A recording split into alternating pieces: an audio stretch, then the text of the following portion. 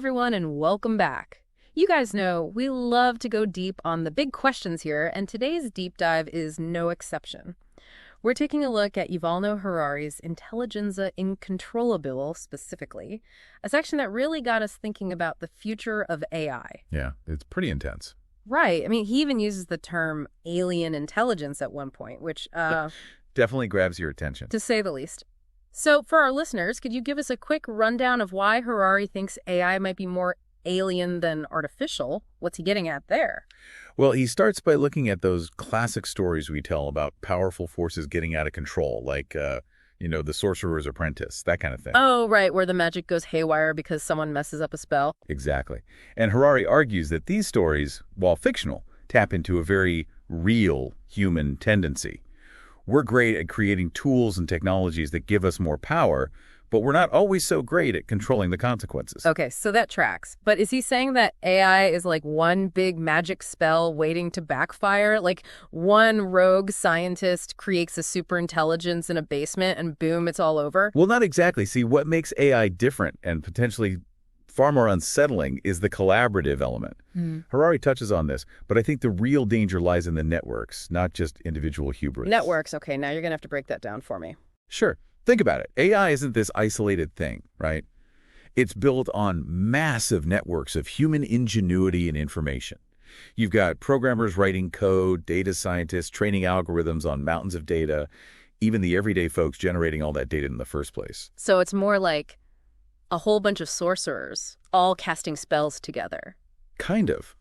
And the combined power of all those nines and all that data, that's where things get really unpredictable. It's power on a scale we haven't quite grasped yet. So instead of one sorcerer messing up, it's more like the entire planet accidentally summoning something beyond our control. Exactly. And here's the thing. This networked power is already shaping our lives, whether we realize it or not. I mean, think about it. Ever been thinking about buying something online? And then, bam, suddenly you're seeing ads for it everywhere you go.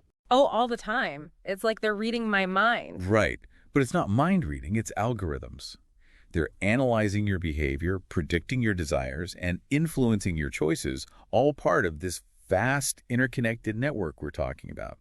A little unnerving when you really think about it. And that actually brings us to what Harari calls the black box problem, right? This idea that even the people creating AI don't always fully understand how it's making decisions. Yeah, it's a weird one, isn't it? Like, we've built these incredibly complex systems, but they're kind of a mystery, even to their creators. Totally. It's almost like, imagine letting a kid loose in the kitchen, and they come back with a Michelin star dish, but they can't tell you how they did it. Right, except in this case, it's not a meal. It's like potentially life-altering decisions being made by algorithms whose logic we can't decipher. And Harari uses that example of AlphaGo to illustrate this, right? That AI that beat the world champion Go player. Exactly. Yeah. That match was a huge deal, not just because the AI won, but because of how it won. There was this one move, Move 37, that had everyone baffled. Like, even professional Go players thought it was a mistake at first. But it wasn't a mistake. Nope. Turned out to be a stroke of genius. A move so complex and unpredictable that it completely threw off the human player. But here's the kicker. Even the programmers who designed AlphaGo couldn't fully explain why it made that move. Wow. Okay, now that is both fascinating and a little unnerving, to be honest. Right. So how does this black box problem actually play out in the real world, though? I mean, thankfully, most of us aren't playing Go against supercomputers. True. But imagine this kind of opaqueness, this lack of transparency, in something like, say, the financial system. Okay, yeah. Algorithms making split-second decisions that move billions of dollars, potentially impacting entire economies, and we don't fully understand the logic behind those decisions. So then, who's really in control? If something goes wrong, who do we hold accountable? As the million-dollar question. And it gets even more complex when you start thinking about how this kind of opaque decision-making could play out on a global scale, which actually, Harari argues, is a very real concern.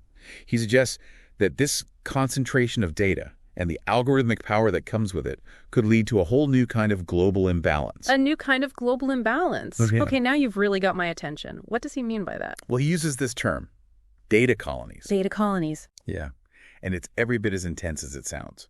Basically, he's suggesting that if we're not careful, a few powerful entities, governments, corporations, whoever, could end up controlling most of the world's data. And we're not just talking about, like, cat videos and memes here, right? This is... Oh, no, this is big stuff. We're talking about information about us, our behaviors, our preferences, our entire digital lives. So all that data we generate just by, like, existing online. Exactly.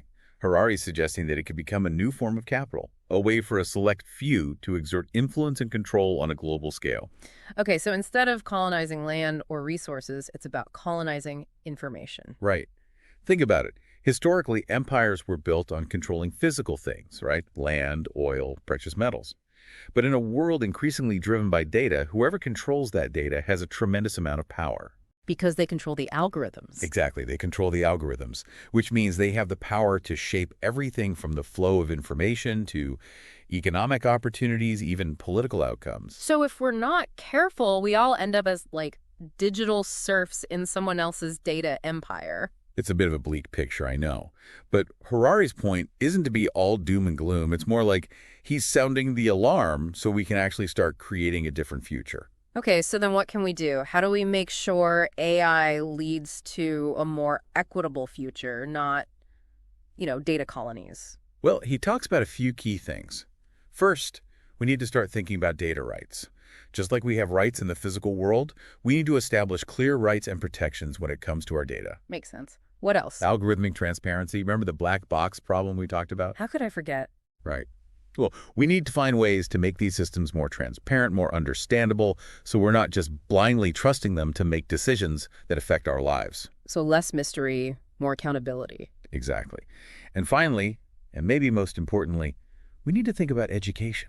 Education? How so? We need to equip future generations with the critical thinking skills they'll need to navigate this increasingly complex digital world, a world where AI is everywhere, shaping everything. So they can understand how these systems work, how they're being influenced, how to ask the right questions. Yes.